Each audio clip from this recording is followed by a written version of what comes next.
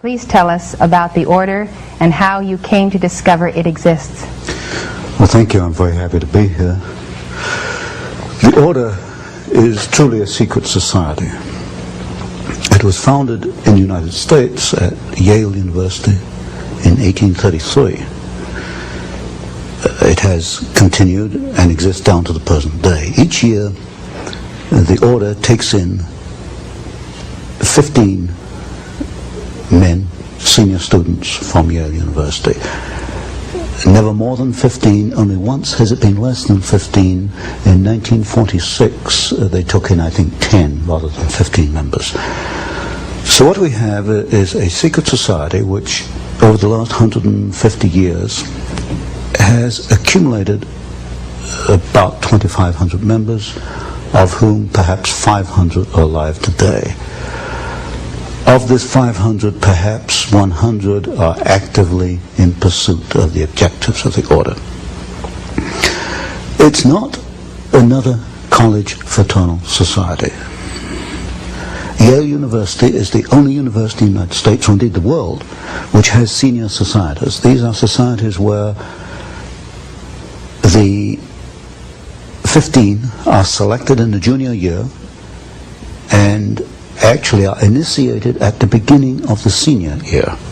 They stay on campus only 1 year as members. They are called knights. When they graduate, they leave the university, they go out into the world, then they're known as patriarchs. So at any one time you only have 15 knights in existence, and for the rest of their lives they're known as patriarchs, and they work during their lifetime, or a number do, towards the ends of the order. They are pretty much guaranteed success. Certainly they're guaranteed financial success. And in my reading of the material I have, I infer that so long as they go along with the purposes of the order, so long as they gear their careers and their lives towards certain ends, then they are guaranteed success. How did I come to this knowledge? Well, up to 6 months ago, I denied that there was a conspiracy, because frankly I couldn't prove one. I suspected a conspiracy, but I couldn't prove there was one until 6 months ago. Well, a little before 6 months ago, I received the catalog, which is the membership list of the society, all the way back to 1833, and I received some of their internal documents, enough for me to put together the way they correspond with each other, the operations within the order, to some extent their problems, and to some extent their objectives. Now this is the book, An Introduction to the Order, by Antony C. Sutton. It has a skull and bones on the front and 322. The 322 is an identification. The order has a temple on the Yale campus. A temple? A temple, yes. It's a building maybe this 50, 60 feet by 40 feet, maybe 40 feet high. There's no windows, 2 big steel doors. We know what the temple looks like because back in 1880s, a number of Yale students became a little unhappy about what was going on inside this temple. When they went by it at midnight, sometimes they heard strange noises and all kinds of rumors on the Yale campus as to what this might be. There was a break-in. I call it the Yale Gate. There was a break-in to the temple, and the students who broke in cataloged what they found, and they made a drawing, a design of the interior of the temple. And 3 of the rooms are numbered. One is 322, one is 323, and one is 324. 322 is also, I suspect, the chapter number. And also in correspondence between members, they conclude their correspondence, where you and I would conclude yours truly or yours sincerely. They conclude yours in 322. Why 322? There are several theories for this. One is that the order originated with Demosthenes the Greek in 322 BC. That's one theory. Another one is that it stems from the founding date in the United States, which was 1832. So really we have the last two numbers, 32, the second chapter, founded in 1832. The skull and crossbones are prominent in their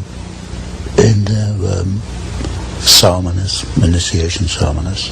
This is a symbol of death. Now, why would they take a symbol of death? Yes, from what I understand, when a new member is initiated, that would be in the senior year at Yale, he's placed within a coffin. Oh my. And now we only know this from the Yalegate papers. These, I call it Yalegate. And from the photographs we have of members inside the temple, many of these photographs are the 15 sitting around a table, and they have this skull and the crossbones sitting on the table in front of them. It is the symbol of death, and it has been called the Brotherhood of Death, and I think it probably more adequately should be called the Brotherhood of Death. So what I've had to do is look at the history, the biographies of the leading members of the order, and reconstruct their career and see if there's a common pattern in their careers. While doing that, I came across some interesting documents. Some members apparently are not too happy once they become involved with this after 10 or 20 years. One member in particular left a memorandum. He wrote it in 1932. It was buried away in his papers. I don't think anybody found it before I did. And it was a 6-page memorandum on the order, naming some of the members, and said it was the most sordid thing ever happened in the history of man. So, but to come back to my point, I have to reconstruct the objectives. What are the objectives? In the words of one member, might is right. If you have the power, you use it to achieve your objectives. What is the objective? As you look at the histories of individual members, it can only be one thing: to acquire power, to keep power, to use power for their own purposes. That year, that senior year, selects the next group from the junior class. Within the order, each group of 15 are known as clubs. I call them cells because they're very close to the Jacobin cell, the revolutionary cells, but internally they refer to them as clubs. Each club has an identifying number. For example, Averrel Harriman is a very influential member of the order, the son of Edward Harriman, the railroad magnate. Harriman was initiated in 1913. His club number is D111. All the other 14 of D111 have died off. Averrel Harriman is the only one left. To come to the other part of your question, who are some of the significant members? Today, 2 men stand out. One is Averrel Harriman, who is the chief financial angel of the Democratic Party. The other is Vice President George Herbert Walker Bush. The Bush family is quite prominent within the order. Now, if you go back in history a little, you'll find that George Bush's father, Prescott Sheldon Bush, was also a member of the order. He was a member of Brown Brothers Harriman, which is the Harriman private banking company. So today you've got 2 men who are supposedly in politics in opposition, Bush and Harriman, actually the members of the same secret society. And Bush's father was not only a member, he was a partner in what was then Harriman and Company, which later became Brown Brothers Harriman. So behind the scenes, and this is something you don't see until you investigate it, people who appear to be in opposition politically or financially or industrially or in many ways are working together. Other members might be William Buckley. Now, William Buckley became a member in 1949, but the preceding class to that was Bush, 1848. So you get Bush was amongst the 15 who selected Buckley, and Buckley's club, that 15, was the 15 that selected, for example, one of the new members for 50 was the Reverend Sloane Coffin Jr. The Reverend Sloane Coffin Jr. at Yale was at the core of the anti-Vietnamese war disturbances on Yale campus. This is typical.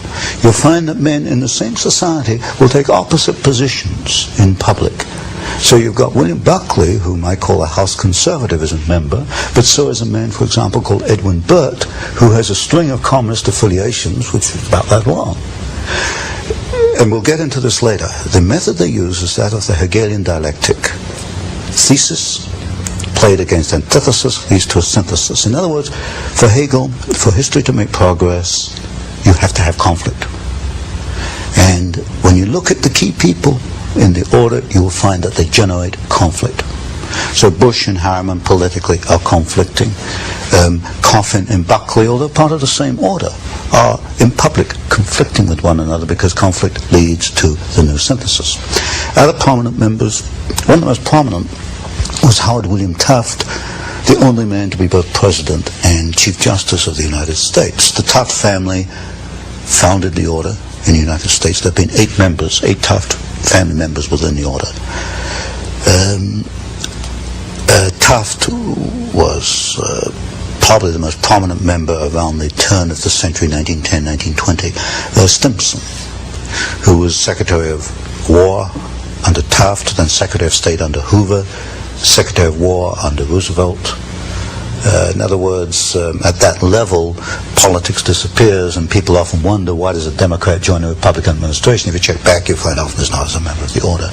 So key people would be people like Taft, Stimson, Archibald MacLeish, who wrote the Constitution for UNESCO, also Librarian of Congress, the Bush family, the Walker family, and above all today, if there's a godfather in the order, it's Averrel Harriman. Exactly what causes does the order espouse, and why are these divergent to those of our founding fathers? Well, the causes one can only deduce at this point from the operations of these men as individuals and working together. They want to acquire power above all.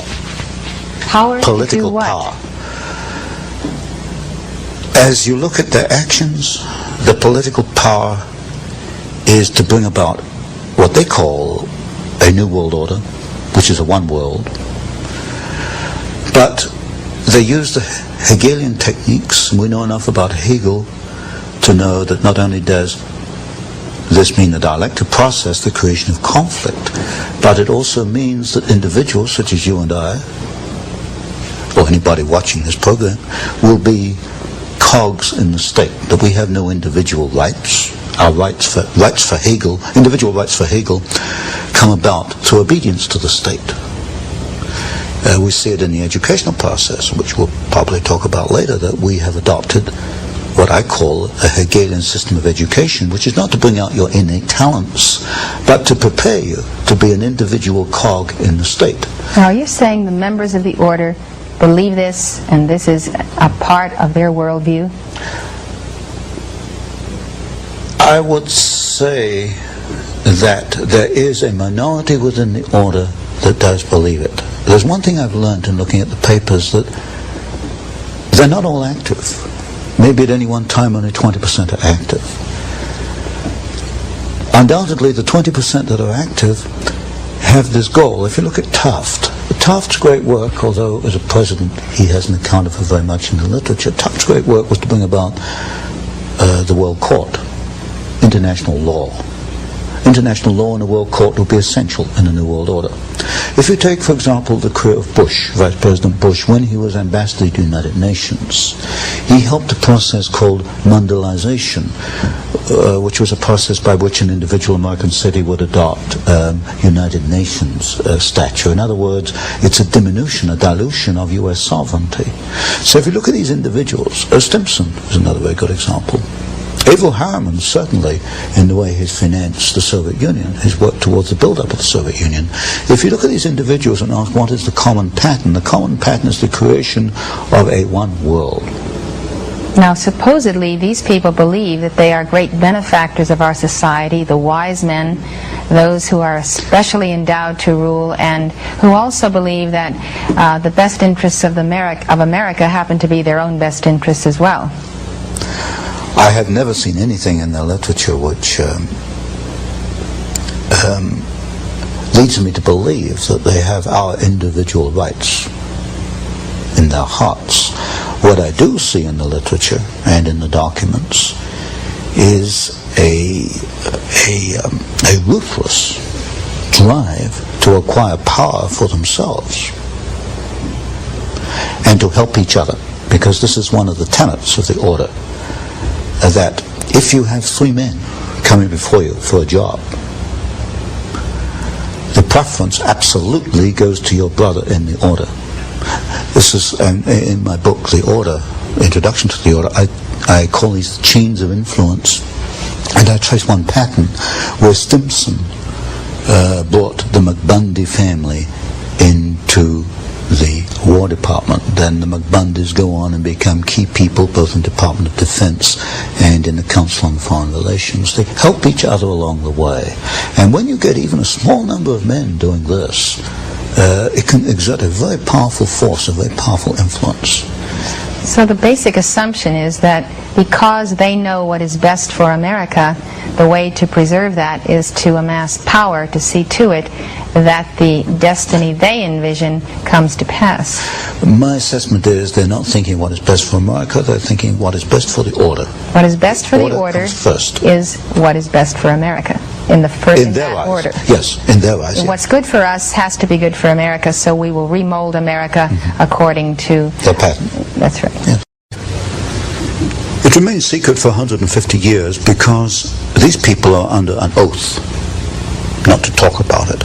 I understand that a member of the order may not remain in the room if it comes under discussion. Now, if I can elaborate on this a little bit, this poses a problem for Mr. Bush, because I write something called the Phoenix Letter, which is a monthly newsletter, and last November I began to open up. And a reader wrote to Mr. Bush and said, is what Mr. Sutton says, are you a member of this order? And the letter the reader got back was very interesting. It said, in effect, that the Vice President was not a member of a sordid secret society. That was not the question. The question was, are you a member of a secret society?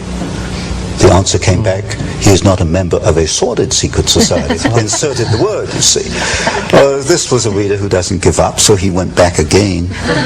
And I understand that as it stands, as we are now, that Mr. Bush is not willing either to admit he is a member of the order or to deny it, because they're under this oath not to discuss it. So when people look at the Council on Foreign Relations, in effect what they've been doing is looking at a kind of a veil which hides the order? Yes. The core, or my work, came about almost by accident. If someone had not donated to me the membership list, we wouldn't be here today. It's remained secret because nobody has done that. Everybody's been looking at the Council on Foreign Relations, the Trilateral Commission, the Bilderbergers. They are not truly conspiracies because the membership lists are open. The membership list of the order has not been open. So there's a distinction between the CFR and the Trilaterals and the order. CFR and Trilaterals are not conspiracies because they are not secret. They do what comes next. And this, of course, is very different argument to many people who've promoted conspiracy have made. They get across the idea that these people telephone each other and have little drawings and maps and diagrams. They don't operate like that at all. If you meet these people, they think alike. They talk alike. They come up with the same ideas simultaneously, and they move simultaneously. They know what they have to do. So they're a breed. They're a breed. Exactly. Now, Tony, what has this breed done? What are their chief accomplishments in molding domestic and foreign policy and actual events in American history since their founding at Yale? One is they have acquired enormous political and financial power. You'll find representatives of the order in politics. What have they done with this power? What has happened to America that would not have happened had they not been the order? Creation of war and revolution. Specifically, which ones? You have documents on that? The third book in this series, which I'm bringing out, takes two wars and one revolution. Well, two revolutions in one war. World War II, the Bolshevik Revolution, and the rise of Hitler, which I call a revolution in Germany. We can find the order behind the Russian Revolution, the Bolshevik Revolution. We can find behind the rise of Hitler. We can find in the maintenance of both of these systems, the transfer of technology to both. Since you've already proven that Wall Street is behind the Bolshevik Revolution and the rise of Hitler, now you're proving that the order is behind Wall Street. Exactly. Now, who's the key figure in the order or figures that mold Wall Street? In order of dominance, Averrel Harriman, partner in Brown Brothers Harriman. Stanley of Morgan Stanley. It used to be J.P. Morgan, then it became Morgan Stanley. Those two are the key. Now, what did the order want to accomplish in the Bolshevik Revolution? You create opposing forces which you place in conflict. Out of conflict, you've got profit, you've got political power, and you can direct history. And if you look at the writings, for example, of the Trilateral Commission, they talk openly in the Trilateral Commission about managing conflicts, not solving conflicts, but managing conflicts. Conflict management. That's the cry. So they got the profit, the power, and the management. Mm-hmm. Where do they want to steer history through the Bolshevik Revolution? They wanted to set up, and they did, two opposing forces. Out of that came World War II. There were logical steps in the process. They used the same bank, Guaranty Trust Company, as the conduit for the financing of Hitler, and also as a conduit for financing, and also the early days of the Russian Revolution. In fact, in Russia, Soviet Russia in 1923, a vice president of Guaranty Trust Company was the foreign director of the Roscom Bank, which was the first Soviet overseas bank that was set up. They were that close in those days. You'll get a very close relationship between the early Hitler days and members of the Order, which is in the third book. I think the Order has been at war with the United States in general since 1833. There's no question about that when you look at their individual actions. And that is because if the flower of the United States, the flower of freedom, was to become what its potential was, their very elite positions would not have a stronghold. Exactly. The greatest single threat to this breed that has antedated Christ is the nation that has itself founded upon a constitution that absolutely guarantees the rise of the individual. This is one of the problems. They cannot live with the Bill of Rights. In fact, this is why when Archibald MacLeish, a member of the Order, wrote the Constitution for UNESCO, it was built into there that UNESCO would gradually try to erode press freedoms. In the Trilateral Commission, you'll find the same criticism: too much freedom of the press. There's just too much freedom for these people. They can't live with the Constitution. They tried to change the Constitution through the Fund for the Republic down here in Santa Barbara. They've not been successful yet, but they realize that there are roadblocks they've got to overcome to achieve what they want.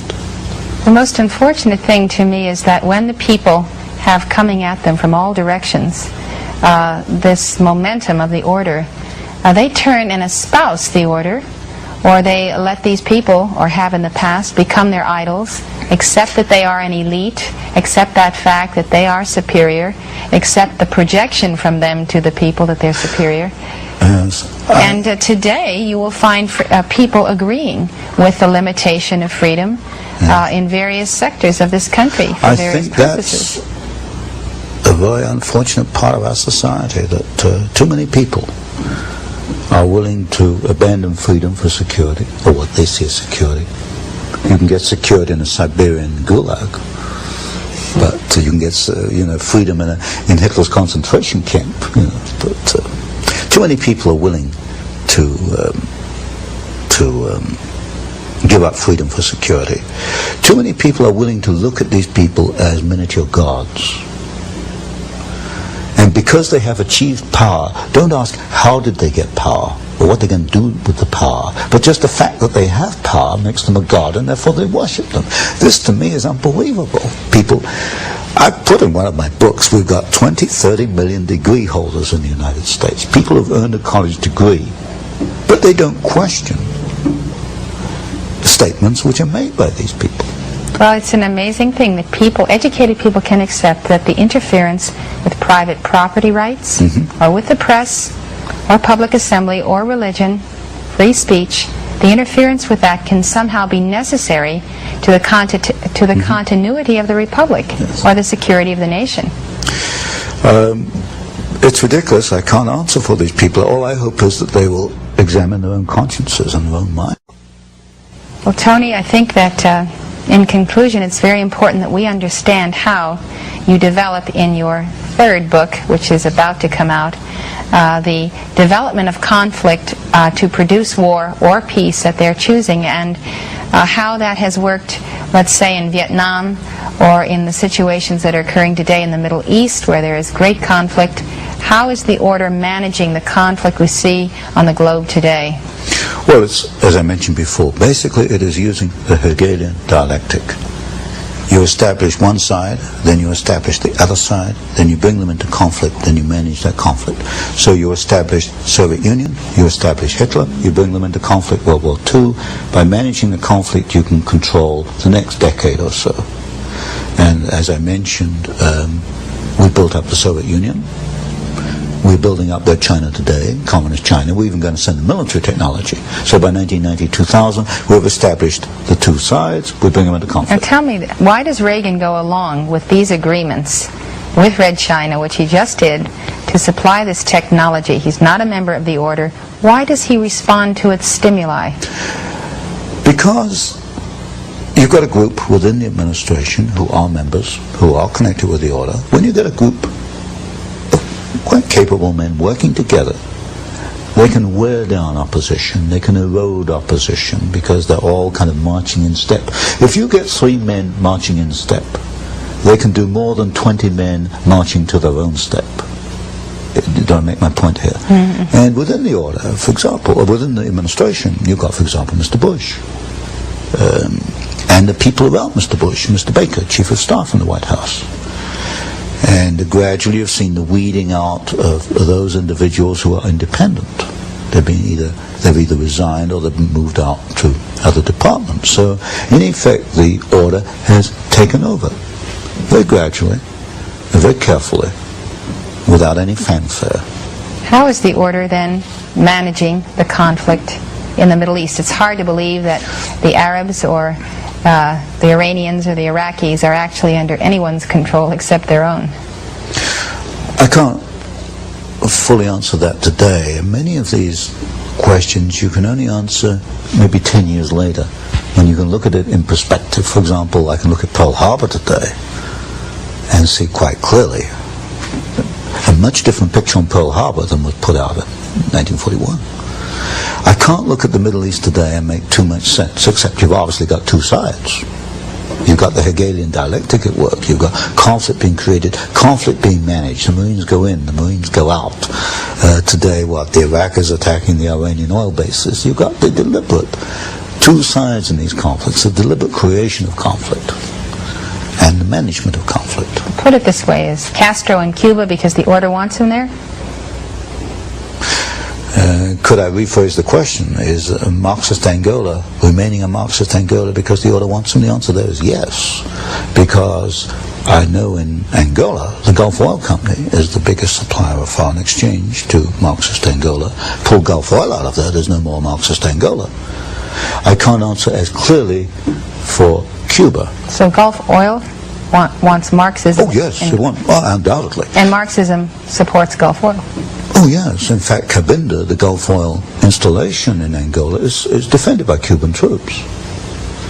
But you see, you've got an interesting phenomena. I think everyone should hear that one more time. I said Cabinda, which is the Gulf Oil installation in Angola, Marxist Angola, is defended by Cuban troops. So here we have Cuban troops defending a capitalist so-called monopoly. capitalists. But one of the first things you learn in this business is forget about capitalism versus communism. That is absolute nonsense. The two are, behind the scenes, are hand in hand. It's a capitalist-communist conspiracy. One conspiracy. Yes, but you need the so-called conflict between the two to keep people focusing. Look, keep you looking over there. You know, capitalism versus communism. You know, that makes a nice little picture. You know, you get books on it and films on it. Capitalism versus communism. That's not where the action is. The action is over here. Well, what's the greatest single threat to the United States in terms of Central America, Nicaragua, El Salvador, the government of Mexico, that we need to be aware of in terms of an understanding that it is the order that is arranging things that are very detrimental to the future of this country? Well, there you have a complex picture. Because it's not only a Marxist movement, it's also a rebellion against poverty, and there's bitter poverty down there, as we all know. I had to go across the border into Mexico to realize that. You have the intervention of certain religious groups, the Marian Sisters, the Jesuits. There's another conflicting factor down there. You have, for example, in Panama, where the Panama Canal was handed back to Panama, and there's a story behind that which involves the debts that Panama owed to the United States and the functions of Marine Midland Bank, and of course Sol Leiner was director of Marine Midland, was a negotiator down there. You've got a very complex picture in Central America. What it is the creation of turmoil. Out of it, we will either get bogged down in another war, or we'll get a series of Marxist states. But what we're heading into, I think, is an era where the order is willing to back some Marxist states, but not others. It will back Marxist Angola. It tried to back Nicaragua for a while. It would not back Grenada. In other words, we're getting to a situation where there are good and bad.